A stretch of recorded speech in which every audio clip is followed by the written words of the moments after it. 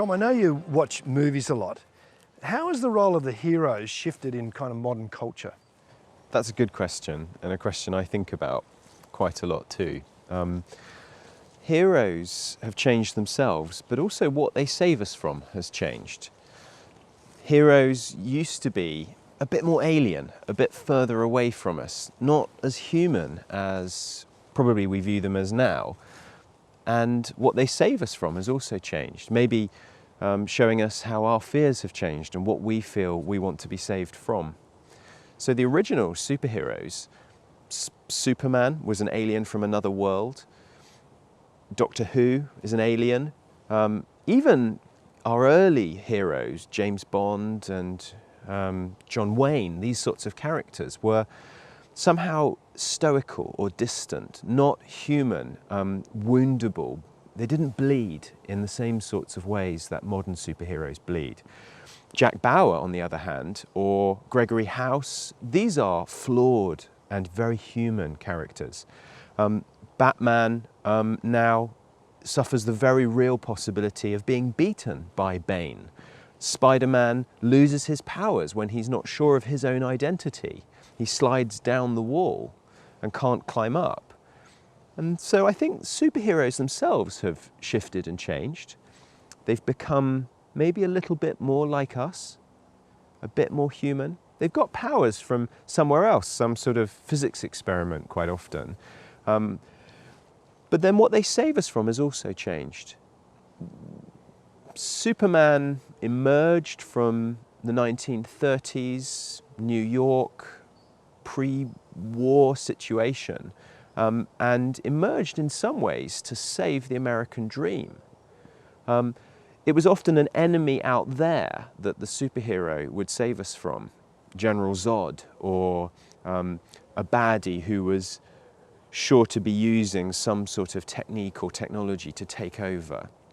Now, the baddies that the superheroes save us from are bodies that sort of strangely explode around us in the latest Iron Man films. That maybe connects more with our global political situation of terrorism. Religious maniacs and scientists who have gained these abilities and powers and are trying to bring hope to mankind or some sort of rescue, but in the end find that they are drinking in those powers and can't really give them up. So that shift in the way heroes are portrayed, is that movie makers just being clever, or is there a shift in our culture? Economic realities do underlie what filmmakers deliver, and it's true to a certain extent that much of it is driven by what can be used to sell the most popcorn and the most cinema tickets. But there's a hunger anyway in us for a type of story, and those are the films that underneath it all get chosen because they draw the biggest crowds. And I think that these changing natures of superheroes and the changing evils or threats that superheroes have to deal with reflects for us a changing perception about what we need to be saved from. In the 1930s, you and I probably would have wanted to be saved, if we were in East Coast United States, from economic crisis in terms of the Great Depression, but also from oppression from overseas, from an evil over there. And the nature of the threat that most of us perceive now is not necessarily an economic reality, but it's the challenge of human nature, the challenge of terrorism, the challenge of information and identity theft. And it's these sorts of evils, the use of science, the use of technology to take away people's freedom or to enslave people. These are the threats that our superheroes, our modern superheroes, now deal with. They're dealing with our nightmares in the cinema screens, and they're affirming us and making us feel more comfortable about the world that we're living in. Trying to connect that idea with, you know, the person of Jesus. Now that sounds like a huge leap, but is there any link with the kind of hero figure of a person of Jesus in a salvation story of Christianity and the culture that we have in the heroes? There is, but we have to go a little way back in order to see and understand what that is. And I want to just take you briefly back to J.R.R. Tolkien. Tolkien and Lewis had a conversation about the nature of stories and the nature of rescue that occurs in stories. And they were talking about how many rescue stories have common themes. And Tolkien was making the point that maybe these rescue stories have common themes because that's what's echoing around in the collective imagination of humanity, that there are echoes from Eden, there are memories from Eden, that there was somewhere that we lost, something came and brought sorrow into the world, and we're looking to be rescued from that sorrow and from what went wrong. What's the picture of Eden? When you say the kind of echoes of Eden, what do you mean by Eden? This world that was perfect, that was good, that was safe, where we weren't fragmented, where we weren't needing to be rescued or saved from anything, where we were safe and happy and content where we were. And then we fell from that place, or we moved away from that place, and a brokenness entered the world and entered ourselves. And I think that now the superhero will often come to represent somebody who can restore a vision of safety or a vision of peace, a vision of justice. And maybe some of these echoes are there because they do connect with the big story of why we exist and how we exist. This isn't just true of Christian cultures. This is true of story forms across the world, across ancient and modern civilizations. A hero comes in and saves people from what they don't expect or from what the evil that's threatening them. Tolkien said that a good rescue story was like a good catastrophe. And for him, he saw rescue as being almost like a good calamity, a good catastrophe. He used the phrase eucatastrophe. And he said that the eucatastrophe, or the good rescue, the good catastrophe of human existence was Jesus coming into the world, and that the good catastrophe of Jesus coming into the world was the resurrection of Jesus from the dead.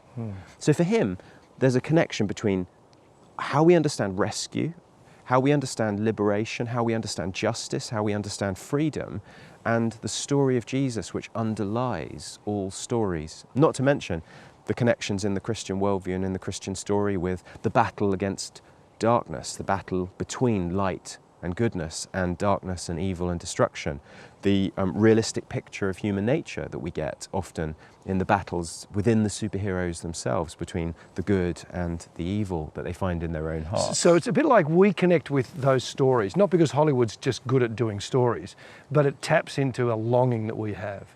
And Tolkien is saying, here's the longing. Yes, that our imagination and what we create from our imagination represents an imprint on us that may be there, that may have been there in humankind for a very, very long time. Tolkien writes a poem in answer to Lewis, who at this point isn't a Christian. This happens a couple of weeks after he's read this poem. Maybe it's the poem that affects him in this way. And Tolkien writes in this poem that maybe we still draw some wisdom from the only wise one, God, and maybe we live now in royal rags.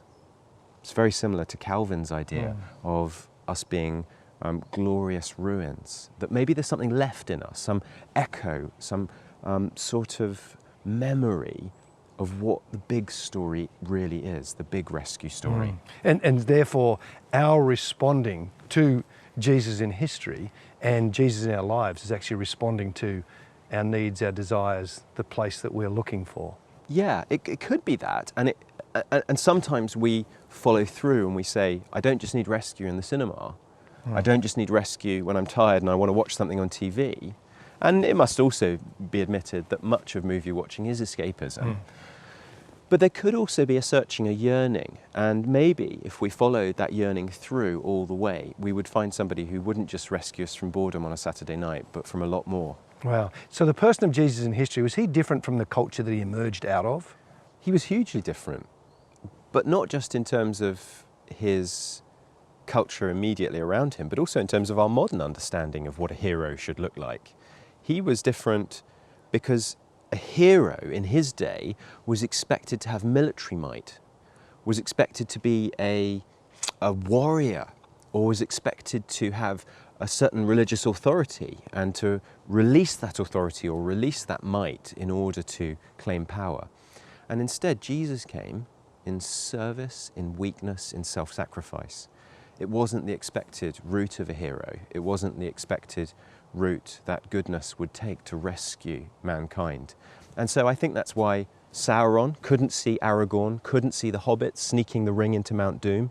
He couldn't see weakness. He couldn't see self-sacrifice. He couldn't see goodness in that form. And in the same way, I think that's why Jesus and his plan to go to the cross was so unperceived. It's interesting, Tom, because that's actually a kind of picture of leadership and service that's kind of rolled on in history. It's not like it died with Jesus, is it? No. And that's become part of our thinking, our culture, what we expect of leaders. In some cultures, it has. Whereas in other cultures, the leader is somebody who can appear unquestioned, who can appear like they can maintain their face all the time. But I think there's some strength to an undefended leader who is willing to allow their weaknesses to become strengths, particularly if Jesus can get involved too. Now, that whole question brings up the issue of, so was Jesus a real person? And is this story, meta-narrative, is it true? I mean, how do we deal with truth in this? Is it just a, how do I feel about it? Or is it reasonable to say, okay, this is true? Well, truth is something that we now have become skeptical about, we've become concerned about. And I wouldn't think that that was through a philosophical argument primarily.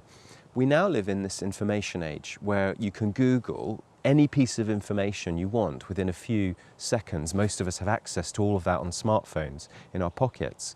And what that means is that we're just baffled with all this information and we suffer what you might call a sort of option paralysis. How do I decide what's true in all of this information? And so we tend to take a default view where we say, well, maybe none of it's true, or maybe all of it's true, rather than some of it's true. And I think that feeds into things too, not to mention a global economic crisis, which has largely stemmed from integrity and trust issues of people who would seek to exploit other people and trick them. We've had various political scandals in most of our countries. We've seen the weakness of leadership at the highest and at the lowest level. Most of us have become skeptical about those in power, about those in government, about those who have the ability to control media and news networks. Most of us have become increasingly skeptical. We've also been rushed with all this information, and then we switch on our television scenes and we see religious fundamentalists who are willing to blow themselves up because they think that they've got the truth. The rise of the sciences, in contrast, offers a secure, safe way of knowing things that isn't controversial in the same sort of ways that some of these religious and moral truths are, claims about right and wrong. And so we have tended to back away from truth claims and from confidently knowing the truth in moral and religious areas. And we've been terrified of those who would claim to know the truth. And so then when you say, let's consider a historical person like Jesus who has all these religious and moral connections, it's like it sets off all these alarm bells before we even open a book of history to start to look into his character and start to look into the evidence for him. Now, if we did do that historical work, and if we did look into the evidence for him, what we find is that the historical case for him couldn't be stronger. There is probably no figure in ancient history that is better evidenced and attested than Jesus of Nazareth. But we don't often get that far because we're so concerned about these modern questions. Yeah, because it's intriguing, because it's sort of seen like, here's science dealing with reason, here's religion dealing with what I feel. You're suggesting that we can actually still go to reason, truth, belief, looking at a religious question and a person like Jesus.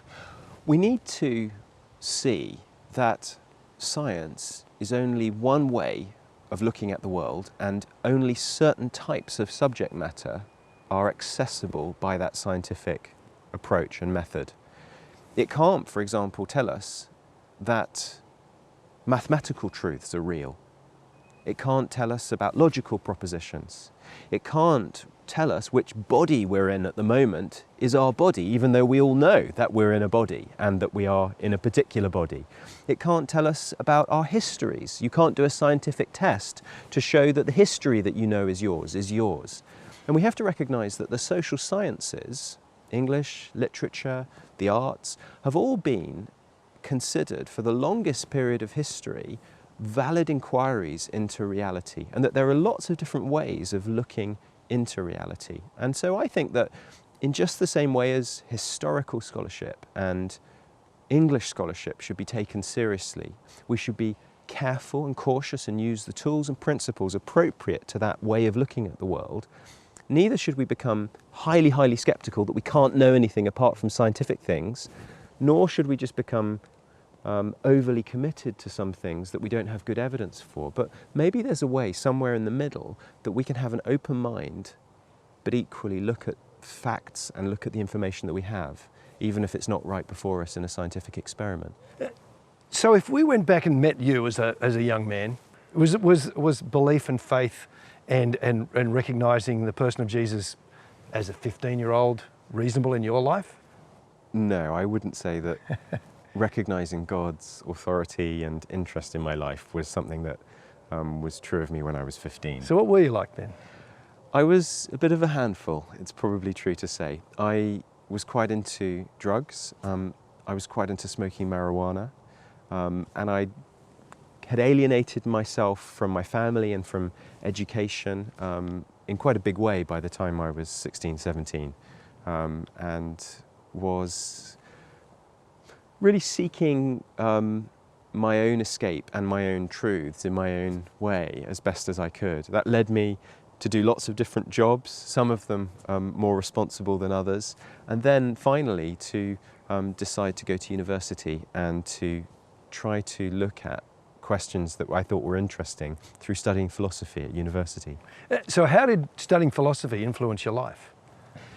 It gave me permission to ask questions and to think about things, and it gave me tools to sort out good answers from bad answers, to sort out truth from fiction when somebody answered a question. And I was intrigued by the old questions, the real questions of philosophy. Who are we? Where has the universe come from? Where are we going? What can we hope for? What significance do our lives have? What is right and wrong? Where do these things come from? What is the best explanation, the best worldview, or the best story that makes sense of the answers that we search out in these sorts of discussions? Now, you've dismissed Christian faith and you're pursuing this from a university setting philosophical position. What's the way to navigate through those questions? Because they're huge questions. So I was the undergraduate president of the Philosophy Society at the university, and I was exploring and thinking about Christian faith, and I began to read and think about the arguments for the existence of God. And I began to be impacted by these arguments. I would have described myself at that point as being atheist, naturalist, Buddhist kind of leaning, and I began to be impacted, and I sat back a couple of times and said to myself, these arguments are actually quite intriguing. I can't write off religious believers as being unintelligent anymore. I've got to recognise that some of these arguments actually are quite interesting and quite stimulating and are worthy of a lot more investigation. Was it something that you were drawn to? Because I would imagine in that setting with the life that you'd lived, that would have been something you would have pushed against. I mean, was it difficult to grapple with those questions? My parents, who I didn't get on with, had become Christians when I was in my mid to early teens. Okay. And because they were Christians and because we didn't get on, I really didn't want it to be true. I really didn't want it to be true. It was the last thing I wanted to be true. But it was like thinking through it philosophically got you to the point where you go, I can't dismiss it. I had to go where the argument led. I had to follow down through the arguments and say, this Jesus person seems to be coming back at me and back at me again. Not emotionally, not psychologically, but through the arguments, through the exercise and the use of these rational investigations, using logic to work out, okay, is this a good argument? Is this a bad argument? So in other words, it wasn't, you kind of felt like you needed it. It kind of ran contrary to what you would want, but almost, if I can use the word truth, or seeking through reason to discover truth, here's where you were led. I'd like to say that I didn't need it, but I now know that I really did. But at that point, it wasn't an emotional or psychological need that drove me to discover and investigate it. I wouldn't have given up my integrity of mind in order to believe something that I didn't think was true in order to have an emotional benefit or a psychological benefit.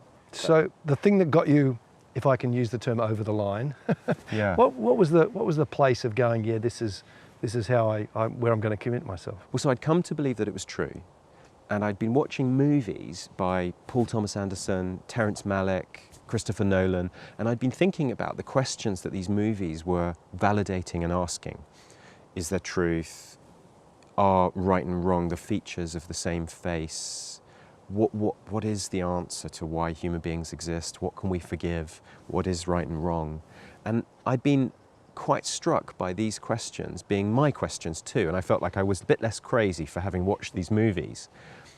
I also had to reduce the amount of marijuana that I was smoking because doing philosophical logic and engineering mathematics while you're very stoned leads to low scores, and so I had to have my faculties more available when I was doing my homework, and so I reduced the amount I was smoking. And I realized that these weren't just questions that were interesting to me when I watched movies, but actually these questions were questions that were personal too. It wasn't just an intellectually interesting to me, but it was also a personal search, a personal journey. And I eventually, a few months later, got to the point where I said, not only do I think this is true, but I also need help here. And so I knelt down in my room and I held out my hands and I just said, God, I'm not clean. I need you to clean me and help me. Will you forgive me? I want to know you.